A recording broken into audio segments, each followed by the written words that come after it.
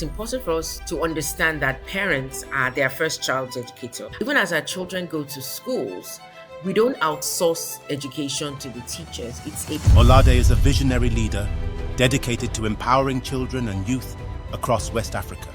Before her appointment as CEO at Teach for Nigeria, she served as the CEO of West Africa Vocational Education, WAVE, for nearly 6 years, focusing on equipping young people with essential skills and opportunities. to 70% of children in primary school cannot read or write. We need to move away from the outdated way of academics is great, but to get that well-roundedness, you need.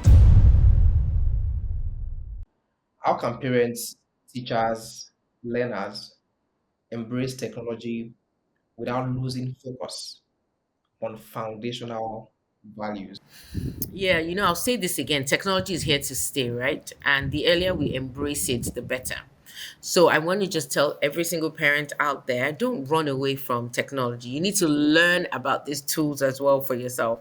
And that's the only way you're going to be able to help your children, right? If you know how to use the tools, if you understand, what they are. There are lots of educational tools out there.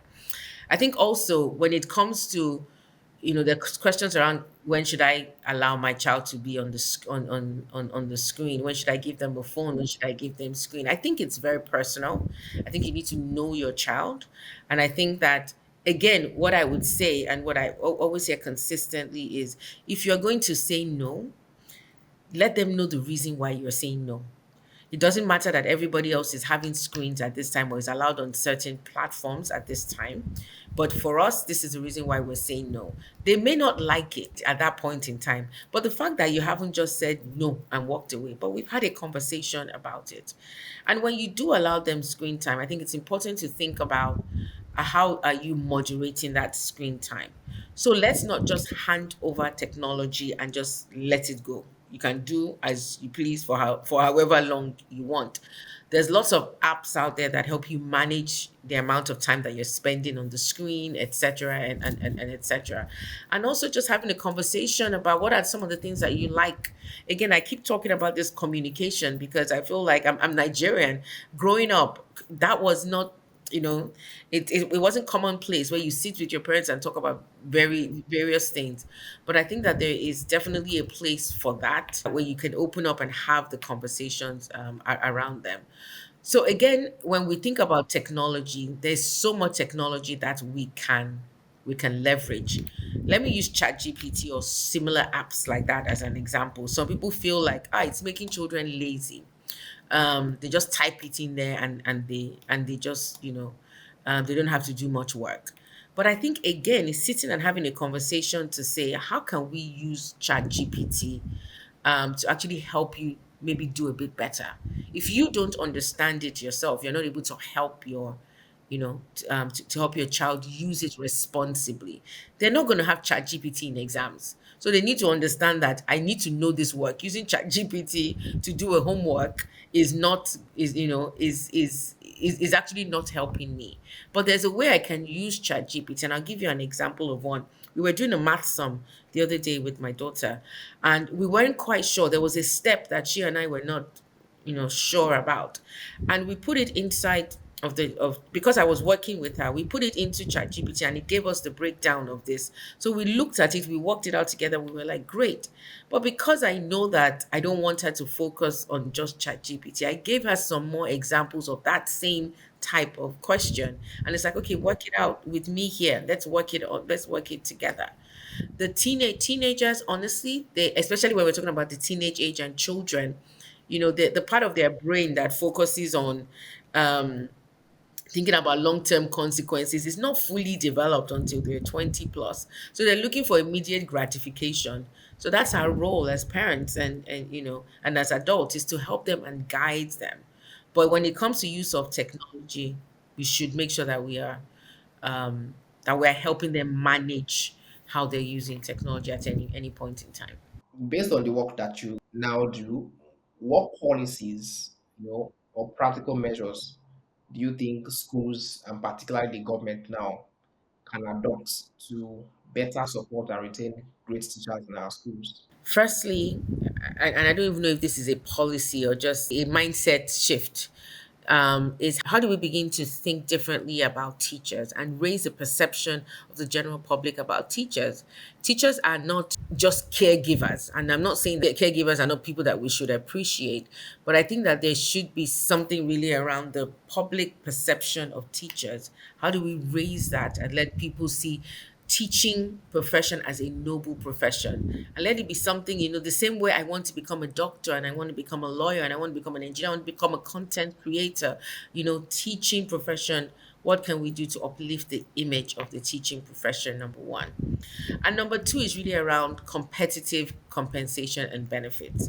There are people out there who have, who are passionate about teaching, but they're discouraged by the compensation, and the benefits that comes with the teaching profession, especially as I speak in Nigeria. So maybe it's just a call on the government to say, what more can we do to improve the remuneration of teachers in our country and benefits, as well. And also around continuous development. I think that in any profession, there should always be continuous development. But how are we also thinking about making sure that they are up to date with trends? Teaching is one of those things that changes rapidly, the way we teach, the way we pass knowledge. So how are we also, helping teachers think about professional development? What are those policies out there that helps make sure that our teachers are up to date? They're teaching from the most innovative, the most creative, up to date pedagogies, approaches, and also a career path, right? As a teacher, what can I sort of aspire to? Again, that's around perception for me anyway. And maybe the last one that I would say is better working conditions. So if we're talking about public schools as an example, thinking about the infrastructure in our schools, I think with the right tools, think of a surgeon. A surgeon can only perform best if a surgeon has the right tools for the operation, for the surgery that he needs.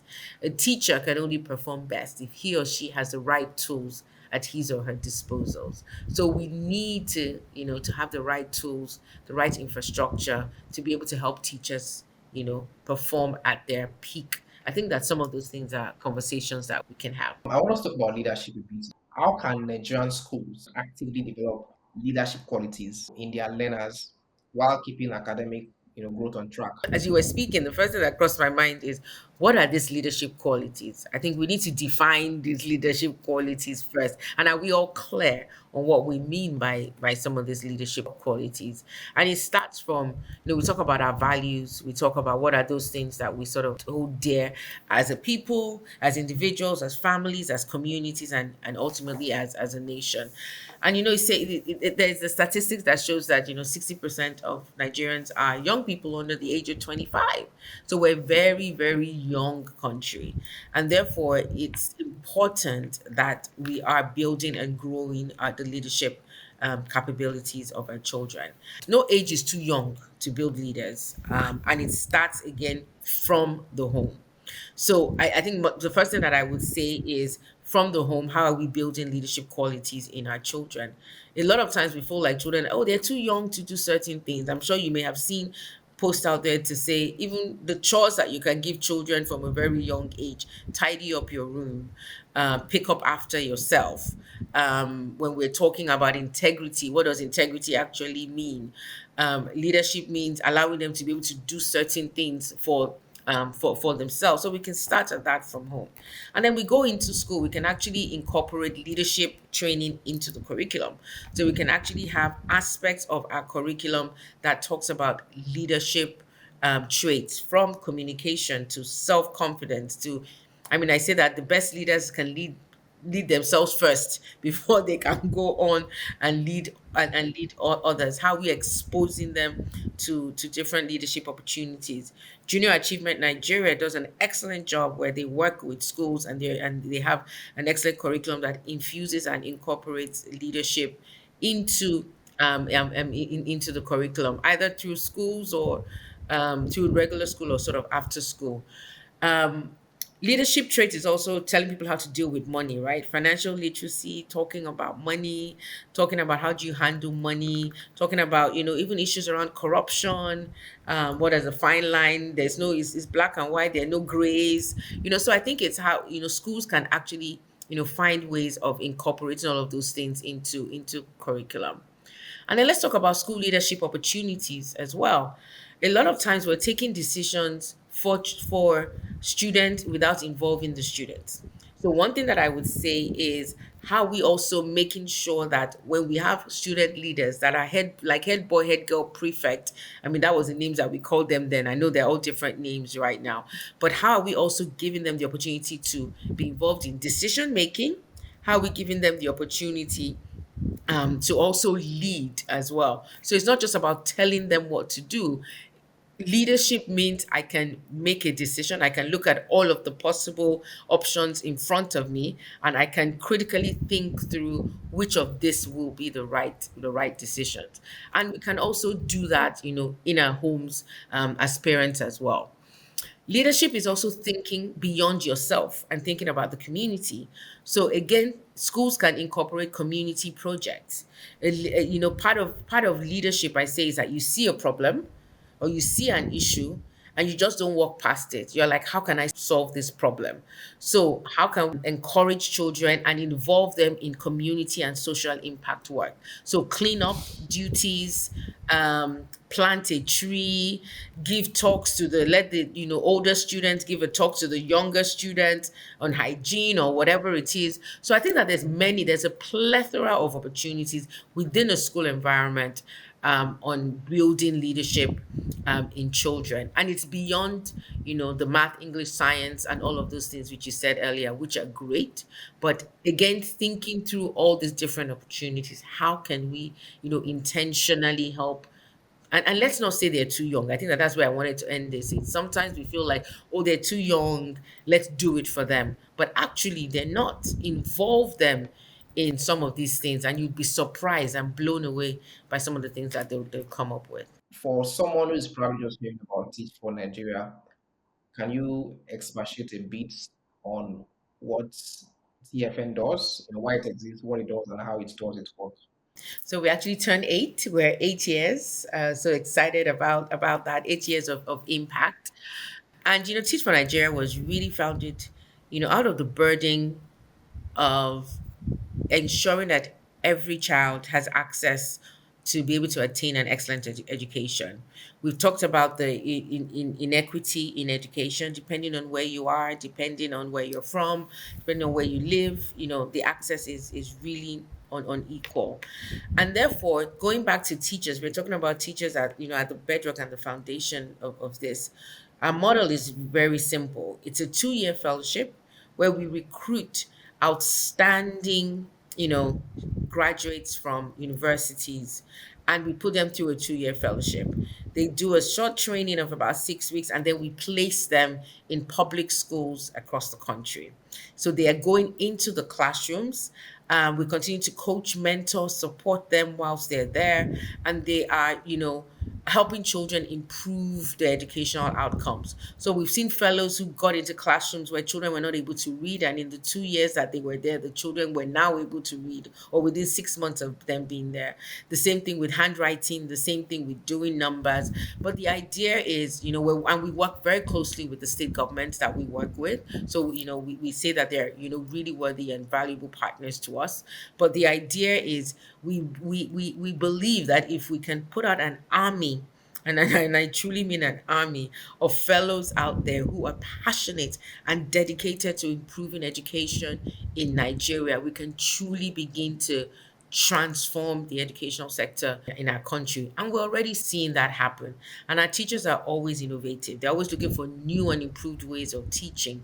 They go to the hardest, most, remote areas, in the countries where teachers don't want to go, where there's a lack of teachers. And they go there, and we've seen the Teach for Nigeria classroom improved educational outcomes by upwards of 50% once they've been there. So there's a 6 weeks training institute that we have, that they go through, and then they are in the classroom for 2 years. So they're then deployed into the classroom. So they're actually teachers. We call them fellows, but they're teachers. They're teachers teaching in classrooms, teaching students in those 2 years. So I mean, that's really is just the work that we're doing, and we're just calling on everyone to just come and join us, to truly transform education in our country. How does Teach for Nigeria then, I believe these fellows are being paid as well. How is it sustainable on the long run? So I think, like I said, we have the government partners that we work with, and that's why I say that they're very, forward-thinking, valuable partners, because they're absorbed into public schools. They go on the government's payroll, so the government actually pays them their stipend for that period of time, because the governments understand that we have a lack of teachers. I mean, there's a study that shows that Nigeria needs 170,000 teachers to be able to bridge the gap of teachers that exist. So the government partners with us, and the government actually works by paying their stipend during their sort of 2 year fellowship, and we continually place teachers every 2 years so that we can continue to work with a set of students and report the impact that it's having. If you were to speak to the current focus of the current administration in terms of educational outcomes, the budget for education, what's your position? Do you think the government is doing enough? Do you think the government can do better? And if yes, what are the things you would love to see? Let me start off by saying that, I mean, this year is the budget that was allocated to education has increased from last year. That's a really good sign. It shows the willingness of this government to invest in education. We also have an active, I like to call him an active reformer when it comes to the federal minister of education. He's very, focused on improving the quality of education in the country. And I think that once we have the political will and they're putting their backs behind it, it makes things, you know, very easy. It makes things easy for us. So yes, I think that the government are committed to improving education in Nigeria. And then we have stakeholders like Teach for Nigeria. There's so many other partners out there who are working with the government, who are working, on their own, trying to improve this. And I think that there is always room for improvement. There's always room for improvement, but we're having stakeholder conversations. This government is bringing us to the table. They're asking us what we see has worked. How can we make it better? And I only see that as progress. We may still have a little way to go, but we're making progress in the right direction. So I'm looking forward. I'm excited. I mean, it makes me excited about the work ahead, because I do definitely see the light at the end of the tunnel. Where do you see Teach for Nigeria in the next 5, 10 years? Looking back at where it's coming from, what's currently doing, and what is possible. What's your vision, and what do you see that is achievable within the next couple of years? Over the last 8 years, Teach for Nigeria has done incredible work. I mean, I have to applaud the efforts of our just past CEO, Folawe. Incredible work the team has done in building, the organization to where we are today, and just opening up those doors and showing what is possible, when we put a lot of dedication into fighting this challenge. And for us, we just want to amplify that impact, and we want to grow that impact. So we have, through our fellowship, we've been to 4 states in Nigeria. Through our existing teachers training, we've been to much more, about 15 or 17 states. And over the next 5 to 10 years, we're really looking for really looking forward to deploying over 20,000 teachers across the country to reach a minimum of 1 million children. And it seems like a big deal saying, knowing that today we've just reached 300,000. We've done 300,000 in 8 years, and we have just about 2,500. But we believe that it is possible with the support of the state governments, with the support of various stakeholders. We know that it is possible. And if you remember, I said that there is a gap of 170,000 teachers. So our 20,000 teachers does not even begin to really solve that problem. But we know we're not the only ones in this struggle. So that is what Teach for Nigeria wants to contribute to the education landscape. And we believe that, we can do that with continued support of Nigerians, with the continued support of our supporters. And of course, as we continue to amplify that, we will continue to see the impact, and not just, in our schools, but I think economically as well. In our country, we will begin to see, the positive impact of what that looks like. I know there are different chapters of Teach for Uganda, Teach for America.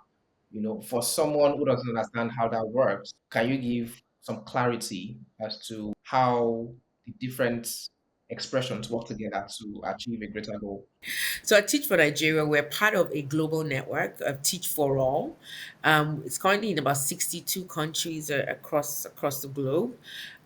Each Teach for organization is completely independent. We have our own independent board. We run independently.